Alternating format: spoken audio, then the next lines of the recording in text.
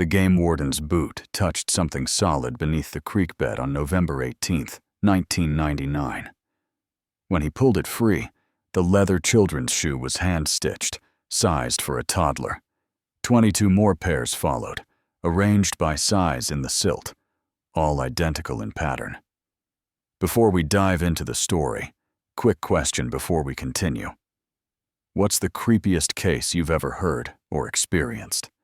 Write it in the comments. Let's compare notes. And while you're here, make sure you click the like button and subscribe to the channel. We're building a community of truth seekers who aren't afraid of the dark. Now, let's continue with the story. Dale Hutchins had worked Kentucky's eastern mountain region for 17 years, tracking poachers and monitoring wildlife populations across terrain most people never saw. He knew every creek, every hollow, every abandoned homestead in his jurisdiction. The shallow waterway where he stood that autumn morning cut through forest so dense that satellite imagery showed nothing but canopy. He'd come to investigate reports of illegal fish traps, not to find evidence of something far darker. The shoes weren't scattered by flood or deposited randomly. Each pair sat upright in the creek bed, positioned deliberately in a line that followed the current upstream. The leather bore identical stitching patterns, suggesting they'd been crafted by the same hands over many years. Some showed significant wear, their soles thinned by use.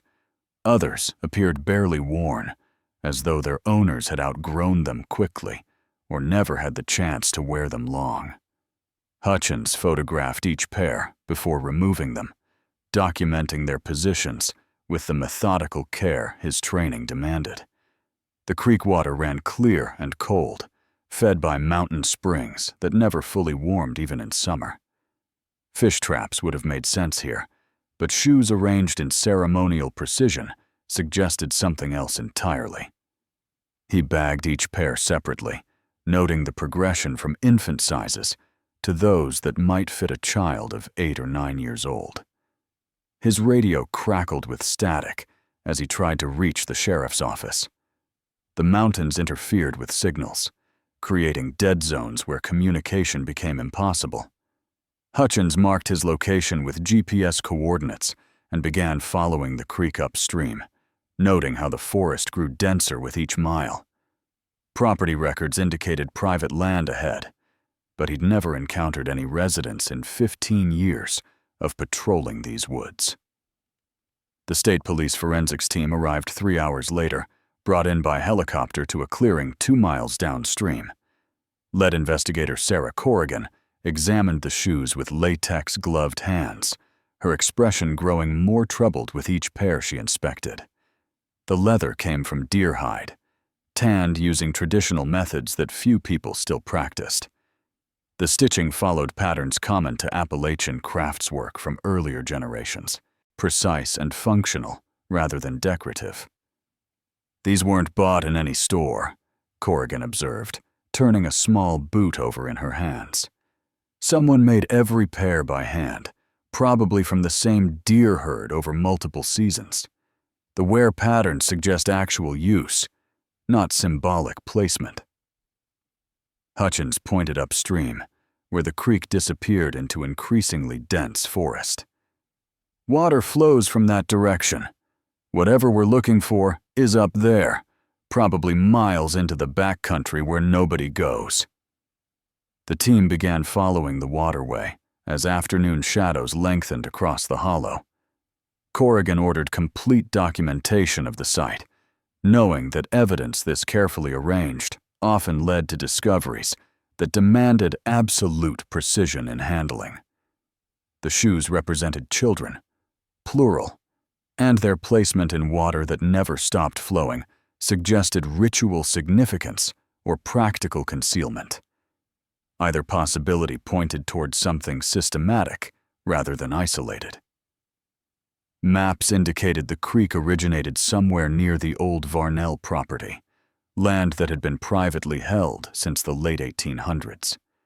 County records showed no recent surveys, no building permits, No official contact with that family in decades. The name appeared occasionally in historical documents, always in passing, never with detail. They existed in records the way shadows exist in photographs, present but indistinct. As the forensics team worked, Hutchins stood at the creek's edge, watching water flow over the space where 23 pairs of shoes had waded in the current. Somewhere upstream, past miles of wilderness and forest that concealed everything beneath its canopy, lay answers to questions nobody had yet thought to ask. The shoes were a message, intentional or not, from a world that operated outside the boundaries of oversight and law. Finding that world would require following the creek to its source, wherever that led. The Pike County Courthouse held records dating back to 1873, stored in a basement archive that smelled of mildew and decaying paper. Sarah Corrigan spent 2 days there, searching through deed transfers and tax assessments, while the forensics lab processed evidence from the creek. What she found was a family that appeared in documents but never in person. The Varnell patriarch, Ezekiel, purchased 240 acres of mountain land in 1896 for a sum that suggested either distressed sale or deliberate isolation. The deed described terrain too steep for farming, accessible only by foot or horseback, fed by natural springs that formed the creek where Hutchins had made his discovery. Subsequent records showed the property passing through generations without ever being subdivided or sold, each transfer occurring within the family through wills that named children as heirs. Census records told a stranger story. The 1890 enumeration listed Ezekiel Varnell, age 42 as a with a wife and 3 children. By 1900, the household had grown to include 7 individuals, though only Ezekiel's name appeared in other county documents. The 1910 census showed 9 residents, all listed under the surname Varnell, with ages that suggested multiple generations living together. After 1920, the family simply stopped cooperating with census takers entirely. A notation from the 1932 census supervisor appeared in the margin of an enumeration district map. Varnell property inaccessible. Family refuses contact. Armed individuals observed at property boundary. No further attempts were recorded.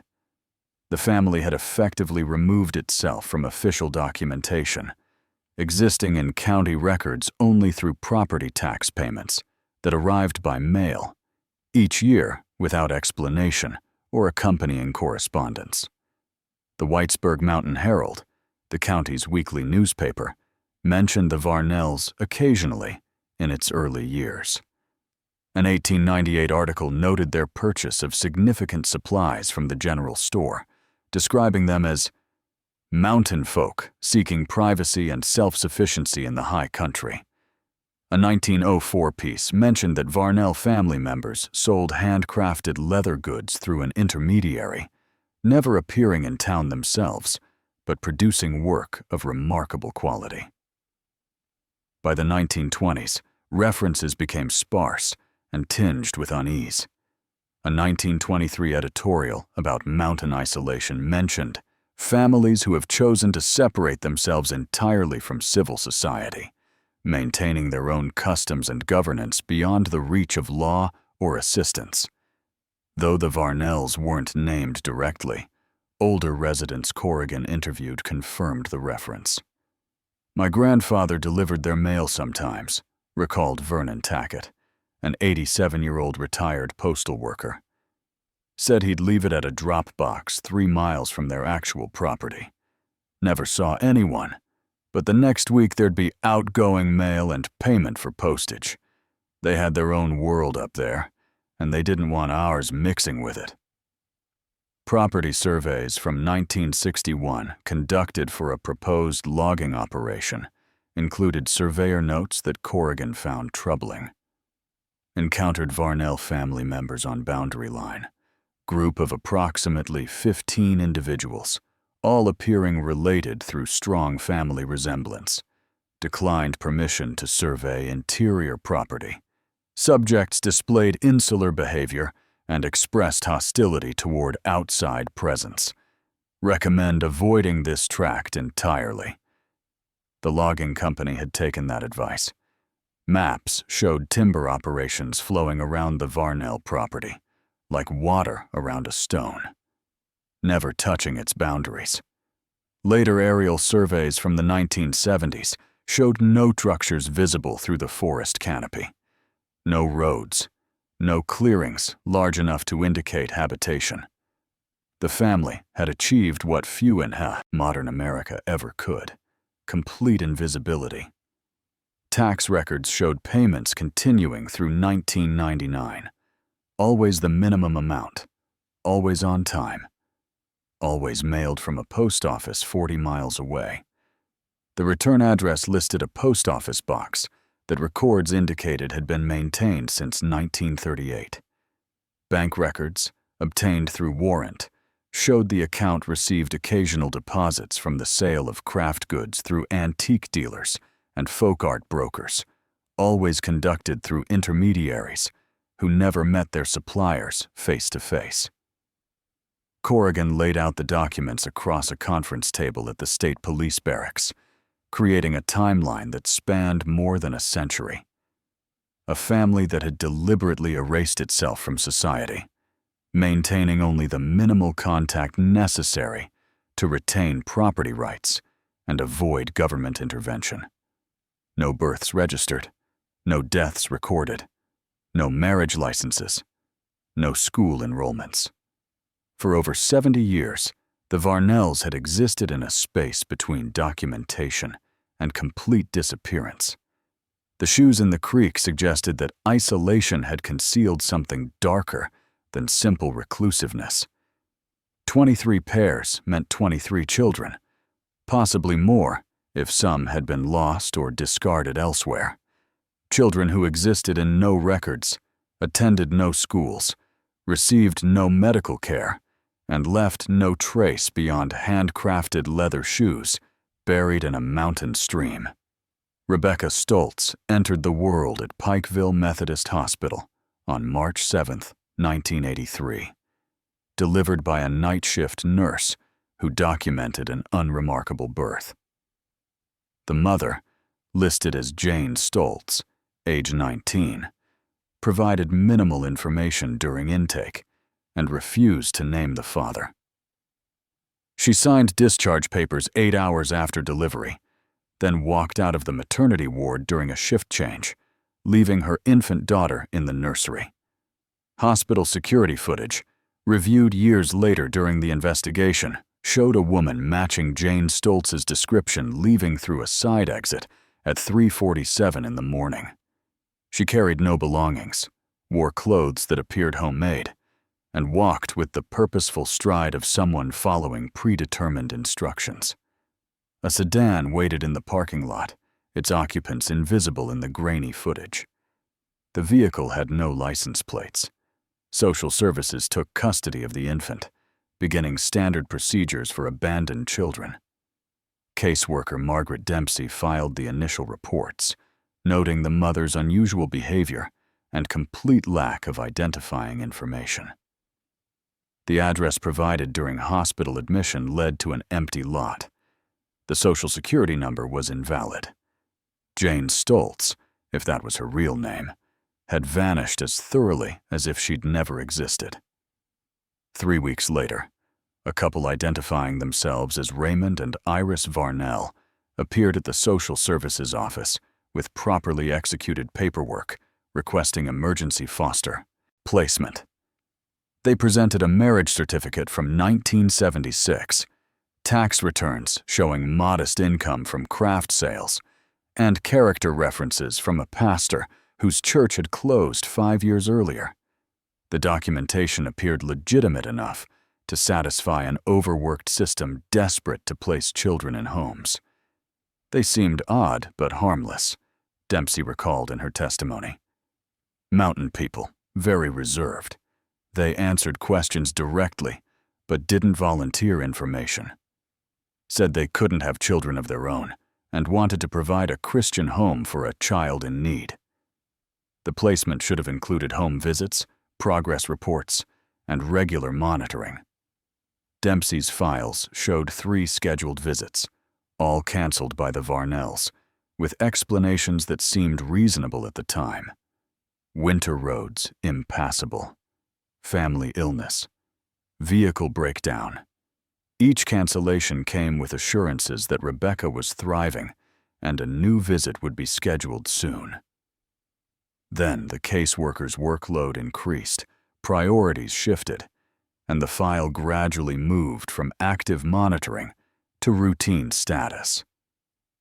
By 1986, all contact had ceased. The Varnells' listed address proved to be another dead end, a rural route number that encompassed dozens of properties across multiple counties. Phone calls went unanswered. Letters returned as undeliverable.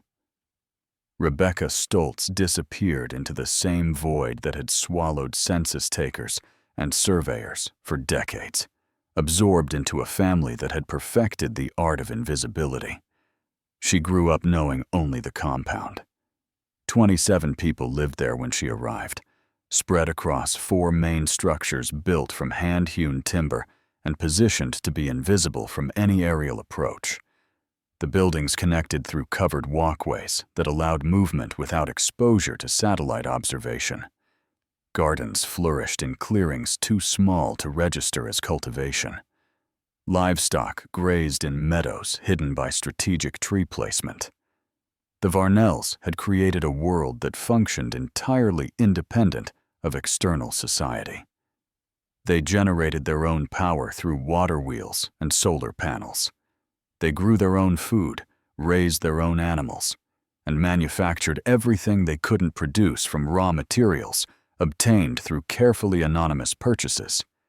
Money came from craft goods, sold through intermediaries, who asked no questions about their suppliers. Rebecca's education came from Iris, the woman who'd claimed her from social services. Reading lessons used decades-old textbooks and religious materials.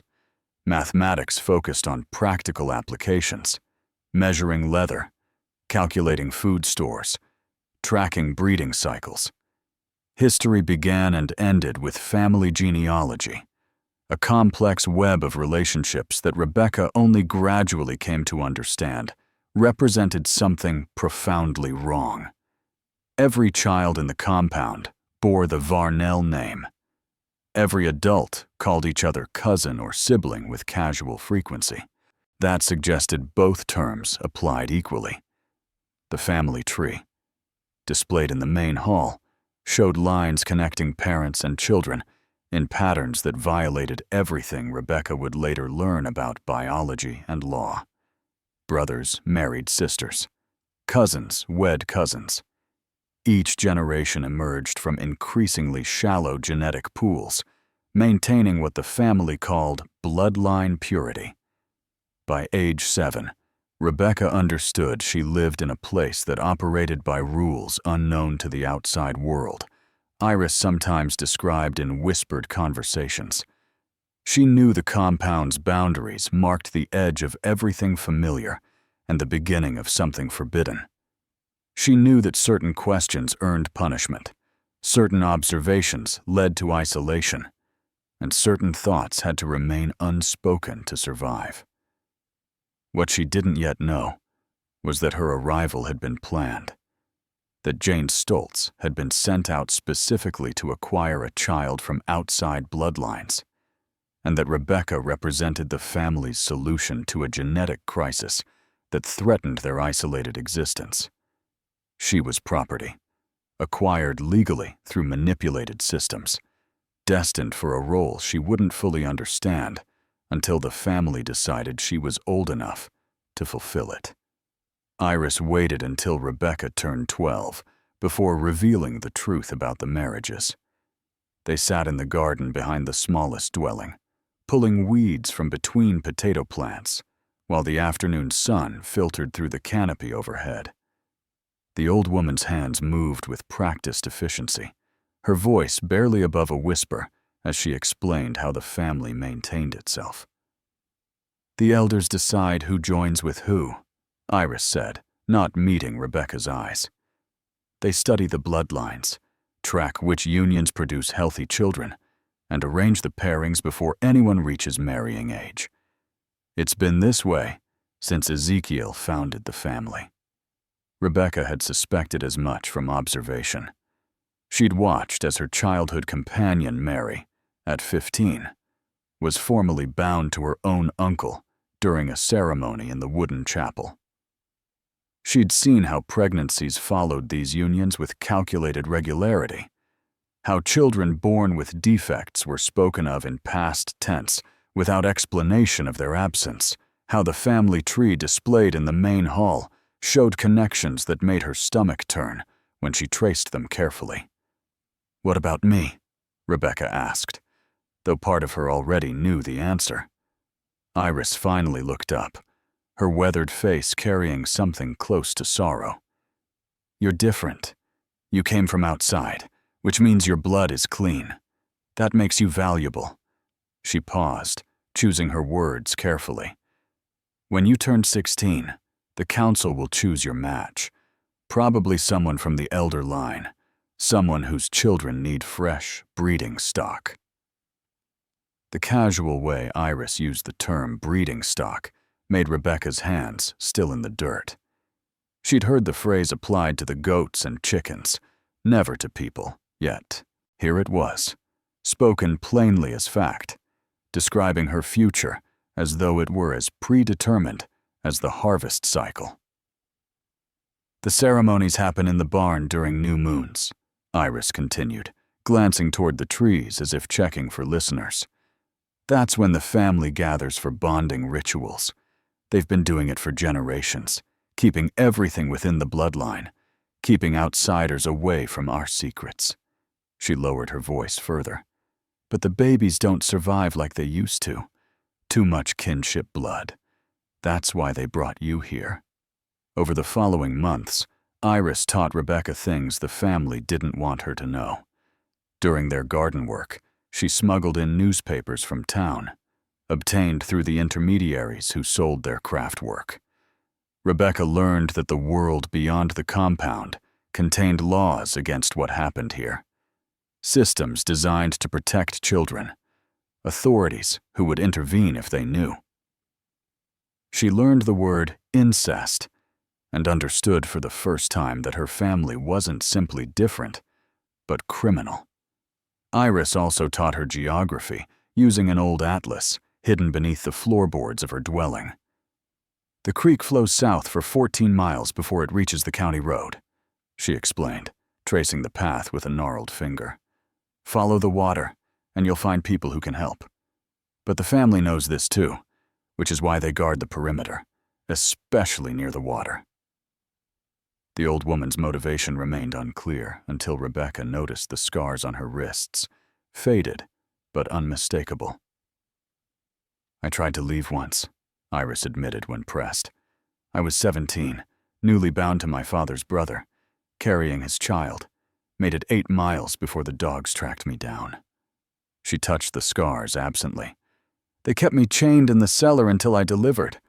Took my baby away soon as she was born. I never even learned what they named her." That revelation changed everything. Iris wasn't just teaching Rebecca out of kindness. She was equipping her successor, providing tools for an escape she'd failed to accomplish herself. Every smuggled newspaper, every whispered lesson about the outside world, every detail about guard rotations and dog patrol patterns represented a desperate attempt to see someone succeed where she had failed. Rebecca began observing the compound with new awareness. She noted which adults drank heavily during family gatherings, making them less vigilant. She memorized the locations of supplies, rope, knives, preserved food that wouldn't spoil during flight. She studied the dogs, learning which responded to gentle treatment and which existed only to attack. She tracked the phases of the moon, understanding that the new moon ceremonies meant maximum distraction and minimum supervision. The family operated on rigid schedules built around seasonal cycles and traditional observances. Spring meant planting and breeding season for livestock. Summer brought harvest preparation and increased craft production. Autumn involved preservation and storage. Winter meant reduced activity and longer nights, but also harder travel conditions. Each season presented different opportunities and obstacles for someone planning to disappear. As her 14th birthday approached, Rebecca understood her window for escape was narrowing. The council had begun discussing her future openly at gatherings, evaluating potential matches based on bloodline needs. She'd overheard proposals pairing her with men 3 times her age, conversations that treated her like a solution to their genetic crisis rather than a human being with rights or choices.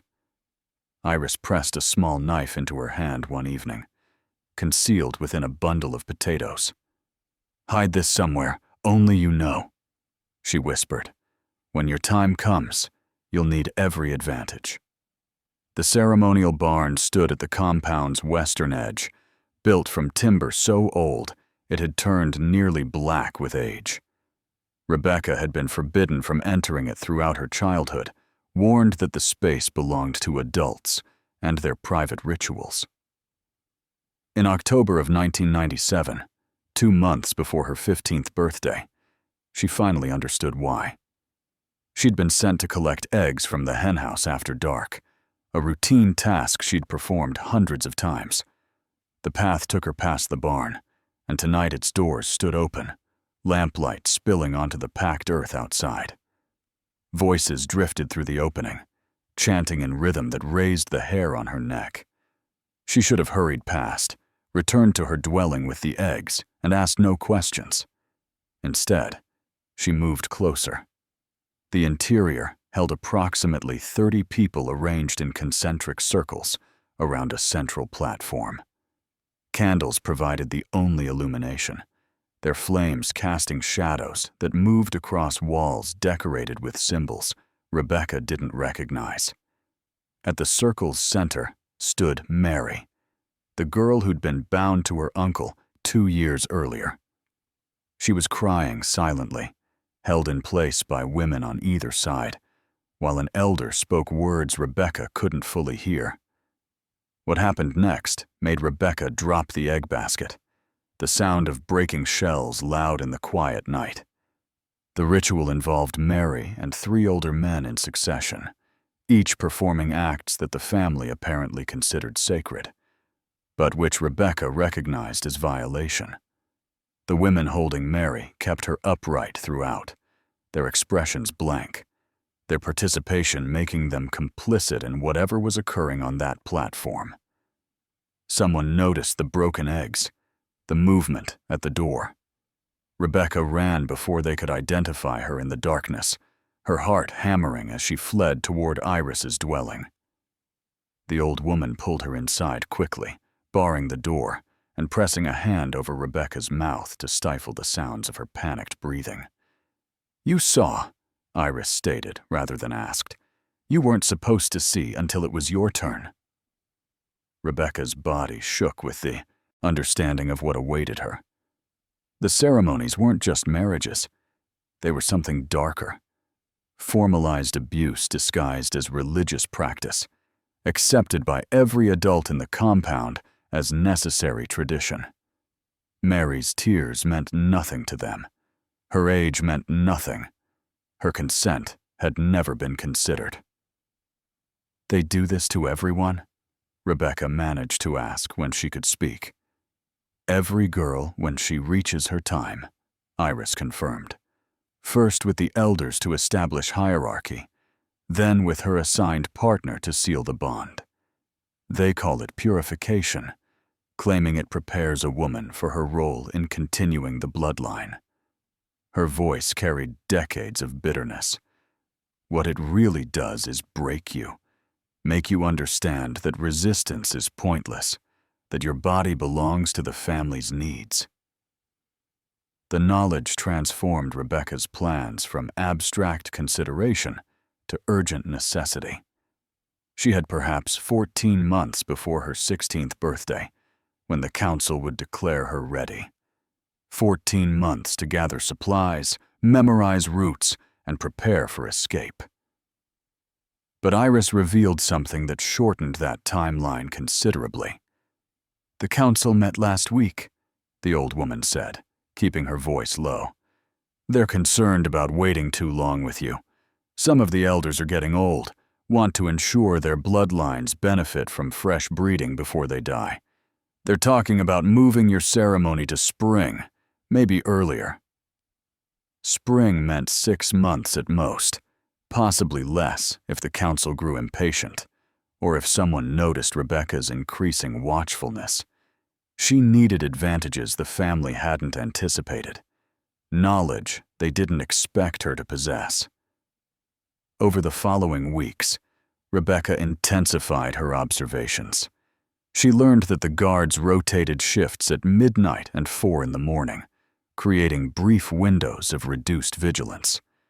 She discovered that the dogs were kept hungry to make them more aggressive, which meant they'd stop to eat food left along escape routes. She found where the family stored maps used by their intermediaries, memorizing roads and distances during brief moments alone. Iris provided what help she could. She stole matches and stored them in a waterproof container buried near the garden. She showed Rebecca which plants could be eaten raw and which needed cooking. She explained how to mask scent using creek mud and pine sap, how to move through forest without leaving obvious trails, how to read stars for navigation when clouds obscured the moon. "You'll only get one chance," Iris warned. "They'll expect you to try eventually. Every girl thinks about running, but most wait until after the ceremony, when they're already broken, already pregnant, already bound by shame and fear. You need to go before they can do those things to you." Rebecca understood that Iris was giving her what the old woman had never possessed: preparation time, knowledge, and the psychological framework to resist the family's attempts at control. The ceremony was designed to destroy will through trauma and public humiliation. Escaping before it occurred meant preserving the strength needed to survive whatever pursuit would follow. But understanding her narrow window and acting on it were different challenges entirely.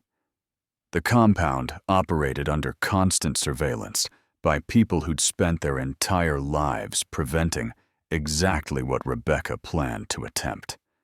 Success required more than desire and preparation. It required perfect timing, absolute commitment, and willingness to accept that failure would mean experiencing the very horrors she'd witnessed in that barn. Rebecca spent the winter of 1997 building her cache in a hollow tree half a mile from the compound's eastern boundary. The location required careful selection, close enough to reach quickly during escape, but far enough that routine patrols wouldn't discover it. She chose a lightning-struck oak, whose interior had rotted away, leaving a cavity she could access through a split in the trunk. Into this space, over the course of 3 months, she deposited items stolen in quantities small enough to avoid notice.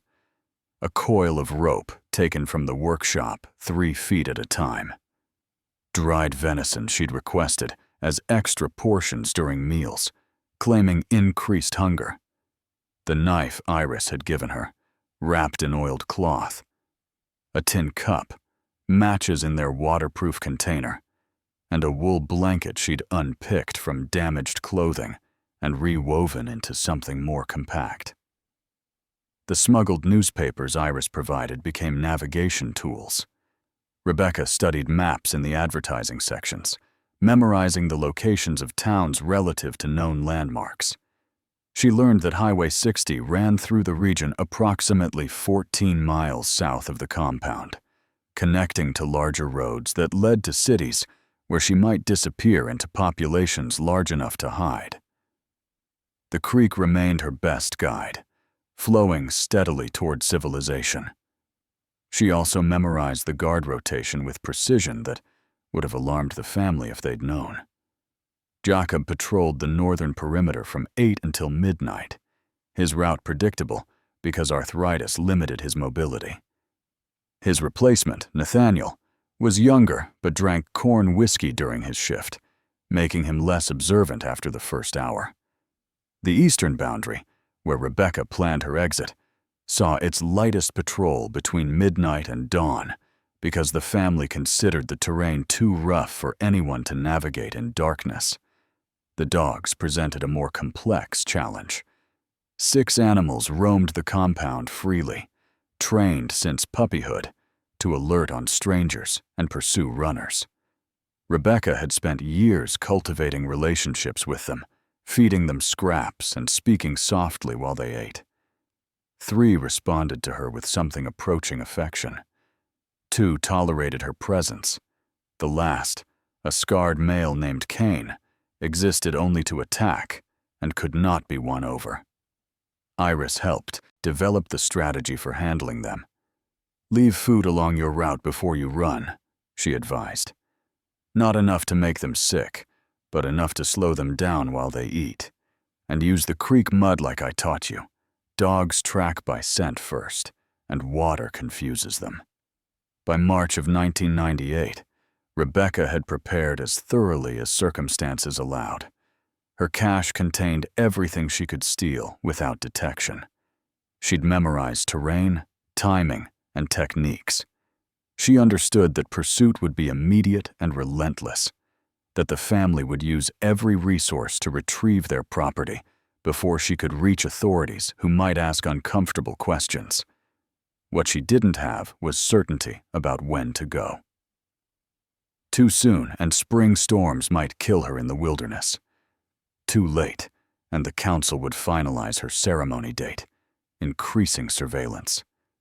She needed a catalyst, an opportunity that would provide maximum distraction and minimum suspicion about her absence until she'd gained distance. The opportunity arrived on a rain-soaked evening in late May. Word came that one of the elders had died suddenly, requiring immediate preparation for burial according to family custom. The compound erupted into activity as people gathered for the death vigil, a ritual that would occupy everyone for at least 6 hours. Guards would still patrol, but their attention would be divided. The dogs would be confined during the ceremony to prevent disruption. Rebecca found Iris in the chaos of preparation. The old woman's eyes asked the question her lips couldn't voice with so many people nearby. Rebecca nodded once, seeing relief and terror cross Iris's face in equal measure. "The rain will help," Iris whispered while appearing to discuss food preparation. "Makes tracking harder, washes away scent, but it also makes the creek dangerous. Don't try to cross it anywhere deep. Stay in the shallows where you can keep your footing." They embraced briefly, 2 people who'd become allies against the family that imprisoned them both. Iris pressed something into Rebecca's palm, a small leather pouch that contained money stolen over years from craft sale proceeds. $43, she breathed against Rebecca's ear. "It's all I could save. Use it to get far away." As darkness fell and the compound gathered for their vigil, Rebecca slipped away from the main hall, claiming a need to relieve herself. Instead, she moved directly to her dwelling, retrieving the extra clothing she'd hidden and the sturdy boots she'd been saving for this moment. Her heart hammered against her ribs as she walked with forced casualness toward the eastern boundary, every step taking her closer to the tree line and the cache that represented her only chance at freedom. The rain intensified as she reached the hollow oak, soaking through her clothes within minutes. She pulled out her supplies with shaking hands, securing the rope around her waist and tucking the other items into a canvas sack she'd fashioned from stolen fabric. Behind her, the compound glowed with lamplight, every window illuminated for the death vigil. Ahead lay only darkness, forest, and 14 miles of wilderness between her current position and the possibility of rescue. Rebecca took one last look at the only home she'd ever known, then turned and ran into the storm. Rebecca made it 4 miles before hearing the first shouts. The rain had slowed her progress, turning the forest floor into treacherous mud that sucked at her boots with each step. She'd followed the creek as planned, staying in the shallows where water reached her ankles, using exposed rocks as stepping stones when the current grew too strong. The sound of rushing water masked her movement, but also concealed the sounds of pursuit until voices cut through the downpour behind her. They'd discovered her absence faster than expected. Someone must have noticed her missing from the vigil, raised alarm, prompted a search. The advantage she'd counted on had collapsed to perhaps 30 minutes instead of the hours she'd needed.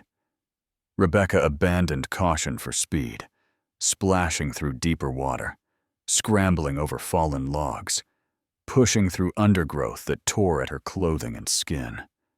The dogs joined the hunt within an hour. Their baying carried through the storm, growing louder as they closed the distance. Rebecca had left food along her planned route, but rain had likely washed away the scent trails she'd hoped would slow them. She grabbed handfuls of creek mud and smeared it over her arms, neck, and face, praying Iris's advice about confusing their tracking would prove accurate. At the 2-hour mark, exhaustion began winning over adrenaline. Her lungs burned with each breath, her legs trembled from exertion, and the cold rain had soaked through every layer of clothing until she shook uncontrollably. She'd covered perhaps 6 miles, leaving 8 more before reaching the highway. The voices behind her had grown closer, joined now by the beam of flashlights cutting through the darkness between trees. Rebecca recognized her uncle's voice among the searchers, calling her name with false gentleness. "We're not angry, child. Come back and we'll forget this happened. The storm is dangerous. You could die out here." The lies were obvious, but his presence meant the family had committed significant resources to her retrieval. They wanted her back, not from concern, but from need, from the investment she represented in their breeding program. She pushed deeper into the creek, finding a section where water reached her waist, and current pulled at her legs with force that threatened to sweep her downstream. On the far bank, a rock formation created an overhang large enough to hide beneath. Rebecca wedged herself into the space, water flowing past her hiding spot, while she pressed against cold stone and tried to control her breathing. The search party reached her position 10 minutes later, through gaps in the rock.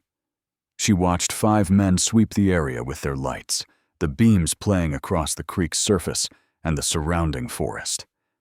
The dogs splashed through the water, confused by the scent trail's sudden disappearance. One animal came within feet of her hiding spot, its nose working the air, before its handler called it back to continue searching downstream. "She can't have gotten far," her uncle announced to the others.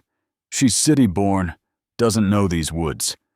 We'll find her before dawn, cold and grateful for rescue."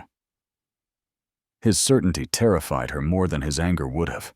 He truly believed she'd fail, that her escape attempt represented childish rebellion rather than calculated planning. They moved past her position, following the creek's path downstream, assuming she'd continue the same direction. Rebecca waited until their lights disappeared and voices faded before emerging from the overhang. Her entire body shook from cold and fear, but she forced herself to move. Instead of continuing downstream as they expected, she climbed out of the creek and headed perpendicular to its flow, using techniques Iris had taught her for moving through forest without leaving obvious trails. The detour cost her time, but bought distance. She navigated by counting steps and marking distinctive trees, creating a mental map that would allow her to eventually circle back to the creek further downstream, past where the search party had concentrated their efforts. The rain began to ease as dawn approached, visibility improving, but also making her more exposed. By sunrise, Rebecca estimated she'd covered 9 miles total, though the zigzag route meant she was perhaps 7 miles from the compound in straight-line distance. Her body screamed for rest, but stopping meant capture.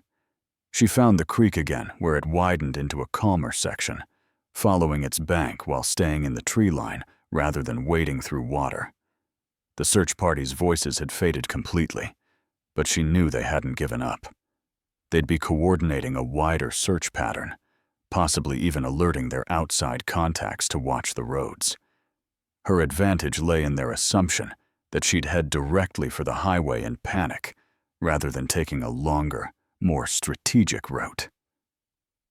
She allowed herself 3 minutes of rest behind a massive fallen tree, eating a strip of dried venison and drinking creek water cupped in her hands.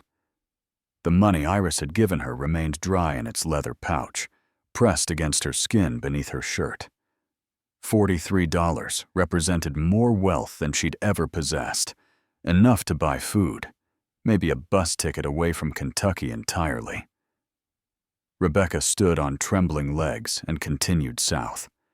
The creek would lead her to safety if she could stay ahead of pursuit long enough to reach civilization. Behind her, the family that had owned her for 15 years was learning that property could choose to free itself, that isolation worked both ways, and that a girl raised without power could still find the strength to claim it. The sun had fully risen when Rebecca finally heard the sound that meant salvation, the distant hum of traffic on asphalt. She'd been walking for 11 hours straight, her feet bleeding inside her boots, her body operating on nothing but determination and the animal instinct to survive. The creek had widened considerably, its banks showing signs of human activity. Beer cans rusted in the undergrowth. A fishing line hung tangled in branches. Civilization existed just beyond the tree line. She approached the highway with extreme caution, staying hidden in the forest while observing the road for 20 minutes. Cars passed at irregular intervals, their speed suggesting this was a significant route rather than a rural backroad. A green highway sign visible in the distance confirmed her location. Highway 60, exactly where the newspaper maps had indicated. She'd navigated 14 miles through wilderness with nothing but stars, water flow, and borrowed knowledge to guide her. But reaching the road created a new problem. She looked like exactly what she was, a teenage girl who'd spent the night fleeing through forest in a rainstorm. Her clothes were torn and mud-caked, her face scratched from branches, her hair matted with debris. Any vehicle that stopped would ask questions she wasn't prepared to answer. Worse, her family maintained connections with people who traveled these roads regularly, intermediaries who sold their craft work and might recognize her from compound visits. Rebecca used the creek to wash the worst of the mud from her face and hands. She finger-combed her hair into something approximating order and tucked the torn portions of her shirt beneath her jacket. The result wouldn't pass close inspection, but from a distance she might look like a hitchhiker rather than a fugitive. She gathered her courage and stepped onto the shoulder of the highway. 3 vehicles passed without slowing. A fourth, a battered pickup truck hauling lumber, pulled over 50 yards ahead. The driver was a woman in her 50s, weathered face showing concern as Rebecca approached. "You all right, honey?" the woman asked through the open window. "You look like you've been through hell." Rebecca had rehearsed various stories during the night, lies about getting lost while hiking or running from an abusive boyfriend. But exhaustion and relief made her settle for partial truth. "I need to get away from here. Can you take me to the nearest police station?" Something in her tone made the woman unlock the passenger door without further questions. "Closest is in Prestonburg, about 30 miles west. You heard anywhere I should know about?" "Just tired," Rebecca managed, climbing into the truck's cab with muscles that barely cooperated. The seat felt impossibly comfortable after hours of walking. The heater blasting warm air made her realize how deeply cold had penetrated her bones. The woman introduced herself as Linda Fairchild, a construction supervisor heading home after an overnight shift. She asked no intrusive questions during the drive, apparently reading Rebecca's body language well enough to understand that silence was preferable to interrogation. Instead, she handed over a thermos of coffee and a sandwich from her lunch pail. "I've got daughters," Linda said after 10 miles had passed. "I know that look. Whatever you're running from, you did the right thing getting out." Rebecca drank the coffee in grateful silence, watching the landscape change from wilderness to farmland to the outskirts of a town larger than anything she'd ever seen. Buildings lined the roads. Traffic lights controlled intersections. People walked on sidewalks without appearing related to each other. The ordinary world that had existed 15 years beyond her reach now surrounded her with overwhelming complexity. The Prestonburg police station was a brick building that looked both official and terrifying. Linda pulled into the parking lot, but made no move to exit the truck. "You want me to come in with you?" Rebecca shook her head. Whatever happened next, she needed to face it alone. She'd spent the night proving she could survive without help. Walking through those doors represented the final step in claiming autonomy the family had denied her entire life. "Thank you," she said, words inadequate for what Linda's simple act of stopping had meant. "Be safe," Linda replied, watching as Rebecca climbed down from the truck and approached the station entrance. The lobby held 3 officers behind a desk, their uniforms crisp and their expressions shifting from routine boredom to concern as they registered Rebecca's appearance. She approached the nearest one, a middle-aged man whose nameplate identified him as Sergeant Hoskins. "I need to report a crime," Rebecca said, her voice steady despite the terror coursing through her. "Multiple crimes, actually, involving at least 27 people in an isolated compound approximately 14 miles northeast of here." Hoskins exchanged glances with his colleagues, already reaching for a notepad. "What kind of crimes are we talking about?" Rebecca took a breath, preparing to explain things she'd never spoken aloud, violations she'd witnessed and barely escaped. "Everything," she said. "Child endangerment, false imprisonment, incest, sexual abuse. It's been happening for over a century, and nobody's ever stopped it because nobody knew they existed." The sergeant's expression hardened with professional focus. "Ma'am, I'm going to need you to start from the beginning. But first, let's get you somewhere warm and safe. Can you tell me your name?" "Rebecca," she answered. "Rebecca Stoltz. And I have information about a family that's been operating outside the law since 1896. Within an hour, the station had become a hub of coordinated activity. State police were contacted. Social services dispatched representatives. A female officer named Denise stayed with Rebecca throughout the initial interview, providing clean clothes, food, and patient encouragement as the story emerged in fragments shaped by trauma and exhaustion. Rebecca described the compound's location using landmarks and distances.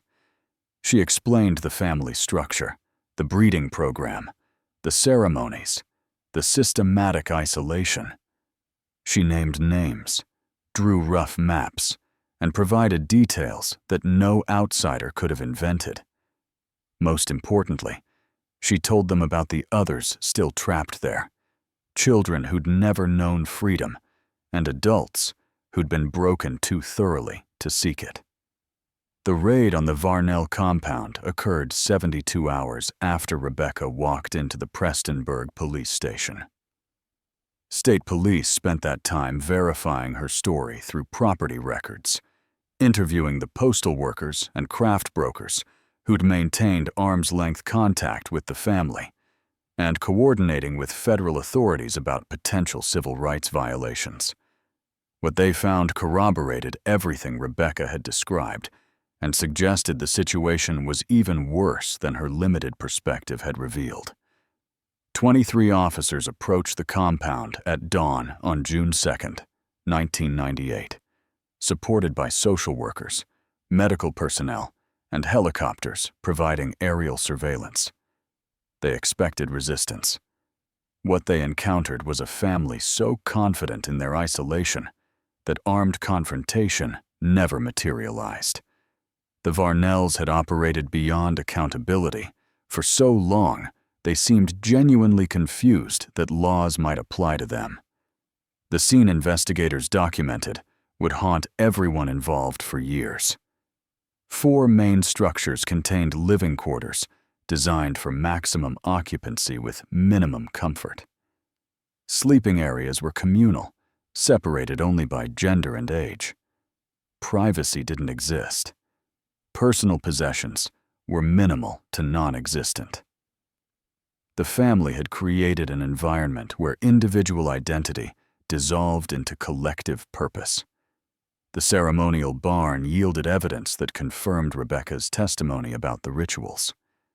Investigators found journals dating back to 1928, written by various family members, documenting ceremonies with clinical precision. Names, dates, and outcomes were recorded as though tracking livestock breeding rather than human relationships. The entries made clear that what occurred in that barn wasn't consensual religious practice, but systematic abuse, sanctified through generations of repetition. Medical examinations of the 17 individuals removed from the compound revealed patterns consistent with multi-generational inbreeding. Several children showed developmental delays, physical abnormalities, and health conditions associated with limited genetic diversity. DNA testing would later confirm that the family tree Rebecca had described was accurate. Siblings had produced children together. Cousins had married cousins. And the genetic pool had narrowed with each generation until the results became visible in birth defects and shortened lifespans. The property itself contained burial sites that explained some of the shoes found in the creek. Forensic teams located 6 graves in a meadow behind the main dwelling, each marked with simple wooden crosses bearing only first names and years. The remains were of infants and young children, their bones showing evidence of genetic disorders incompatible with survival. These were the failures the family had mentioned in passing, the offspring that didn't contribute to bloodline continuation. Documents discovered in a locked trunk provided the most damning evidence of criminal conspiracy. The family had maintained detailed records of their isolation strategy, including instructions for avoiding census takers, techniques for falsifying paperwork when necessary, and protocols for acquiring children from outside bloodlines when genetic problems became too severe. Rebecca's acquisition was documented in a ledger that listed 3 previous attempts to obtain infants through similar methods, all unsuccessful until Margaret Dempsey's overworked caseload created the opportunity they'd needed. Iris was among those removed from the compound. She'd aged dramatically in the 3 days since Rebecca's escape, the stress of anticipating consequences finally catching up with her. During her interview with investigators, she provided testimony that filled gaps in Rebecca's account. She described 4 decades of imprisonment, multiple forced pregnancies, children taken from her and raised by others within the family structure. She named the men who'd participated in ceremonies, identified the council members who'd made breeding decisions, and explained the punishment systems that had kept everyone compliant. "We all knew it was wrong," Iris told the interviewer, her voice barely above a whisper. "But wrong becomes normal when it's all you know. When everyone around you treats it as tradition rather than crime. It took someone from outside, someone who'd seen another way of living, to understand that escape was even possible." The investigation expanded as more evidence emerged. Financial records showed the craft sale operation had generated significant income over decades, all of it controlled by a handful of elders who'd maintained the family's isolation through careful resource management. Property records revealed the Varnells had actually purchased additional acreage over the years, expanding their buffer zone against the outside world rather than integrating with it. Interviews with the craft brokers, who'd served as intermediaries, revealed a system of deliberate ignorance. They'd suspected something unusual about their suppliers, but had asked no questions because the goods were high quality and the arrangement was profitable. One broker admitted he'd noticed that different people delivered the craft work over the years, but they all shared similar physical characteristics and mannerisms, suggesting a closed community. He'd chosen not to investigate further because, in his words, mountain people valued privacy, and he respected that. The legal proceedings that followed would take 4 years to complete, involving multiple jurisdictions and unprecedented questions about how such systematic abuse could persist undetected for generations.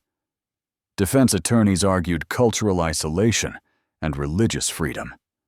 Prosecutors presented evidence of criminal conspiracy, child endangerment, false imprisonment, and sexual abuse spanning decades. Rebecca's testimony became central to the prosecution's case. Now 16 and living in protective custody with a foster family 2 states away, she returned to Kentucky to describe her 15 years in captivity and the intelligence gathering that had enabled her escape. Her composure on the witness stand, her detailed recall of events and conversations, and her clear articulation of the family's practices impressed even the defense attorneys who were obligated to challenge her credibility. The verdicts, when they finally came in 2002, resulted in convictions for 12 adult family members on various charges. Sentences ranged from 10 to 40 years, with the eldest council members receiving the harshest punishments. 7 others, deemed victims rather than perpetrators, received mandatory counseling and social services support.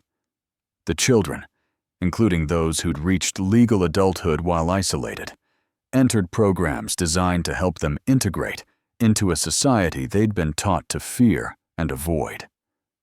The Varnell compound was demolished in the autumn of 2003, 5 years after Rebecca's escape.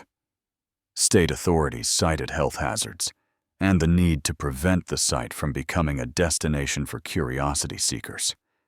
Heavy equipment reduced the structures to rubble over the course of 3 days, erasing physical evidence of what had occurred there while leaving the forest to reclaim land that had been stolen from normalcy for over a century. Rebecca watched the demolition from a distance, accompanied by the therapist who'd worked with her throughout the legal proceedings. She was 20 years old now, enrolled in community college, and living independently with support from victim services programs. The girl who'd fled through a rainstorm had become a young woman who understood that survival and healing were different processes, both requiring sustained effort and courage. "Do you regret coming forward?" her therapist asked, as the main dwelling collapsed into itself, with a groan of splintering wood. Rebecca considered the question carefully. Her testimony had fractured what remained of the family, separated children from parents, and exposed secrets that some had preferred to keep buried. But it had also freed people who'd never known freedom was possible and prevented future generations from inheriting the same trauma. I regret that it happened at all, she answered finally, but I don't regret ending it. The investigation had revealed patterns that extended beyond the Varnell family. Researchers studying the case identified similar situations across rural America, families that had isolated themselves through geography or ideology and created self-contained worlds where abuse could flourish without external oversight. The Varnells weren't unique, merely unusually successful in their isolation. Rebecca's case became a catalyst for examining how isolation enabled multi-generational abuse and what systems might prevent similar situations. Iris died in 2004, her health deteriorating rapidly once removed from the compound. She'd spent her final year in a group home for former cult members, receiving medical treatment for conditions that had gone untreated for decades. Rebecca visited her 3 times before the end, conversations that focused less on the past than on the future Iris had helped make possible. "You did what I couldn't," Iris said during their last visit, her voice weak but satisfied. "You stayed strong when they tried to break you, and you got out before they could. That's all I wanted, to see someone succeed where I failed." Rebecca held the old woman's hand, understanding that Iris's assistance had been an act of rebellion as significant as the escape itself. Every smuggled newspaper, every whispered lesson, every stolen item had represented resistance against a system designed to eliminate exactly that kind of defiance. The other children removed from the compound followed varied paths toward recovery. Some adapted to outside society with surprising resilience, embracing education and opportunities that had been denied them. Others struggled with integration, finding the complexity of modern life overwhelming after years of rigid structure. A few, particularly those who'd reached adulthood within the compound, never fully adjusted and lived in supervised facilities where their needs could be managed by professionals who understood their unique challenges. Mary, the girl Rebecca had seen in the ceremonial barn, eventually reconnected with Rebecca through a survivors support group. She'd completed high school equivalency courses, learned a trade, and was working toward building a life defined by choice rather than obligation. Their friendship, forged in shared trauma, became one of mutual understanding that required few words. "Sometimes I still dream I'm back there," Mary admitted during one of their meetings. "I wake up panicking that I'm trapped, that the escape was fantasy and the compound is the only reality." "I have those dreams too," Rebecca acknowledged. "But then I remember that we're here, having coffee in a place we chose to meet, making plans neither of us needs permission to execute. That's how I know we're free." The case files, sealed to protect the identities of victims, remained in state archives as evidence of what isolation could conceal and what determination could overcome. Researchers studying family systems, genetic consequences of inbreeding, and survival psychology occasionally requested access to the records, each seeking to understand different aspects of how the Varnells had sustained their practices across generations. Rebecca's story became part of training materials for social workers, law enforcement, and medical professionals. Not as sensationalized entertainment, but as a case study in recognizing warning signs of systematic isolation and abuse. Her intelligence in gathering information, her strategic planning, and her courage in escaping and reporting became examples of how victims could become survivors through preparation and action. By 2010, Rebecca had earned her bachelor's degree in social work and was employed by a non-profit organization that helped trafficking victims and people escaping cult situations. She used her experience not as spectacle, but as qualification, understanding better than most how isolation could trap people and what resources they needed to break free.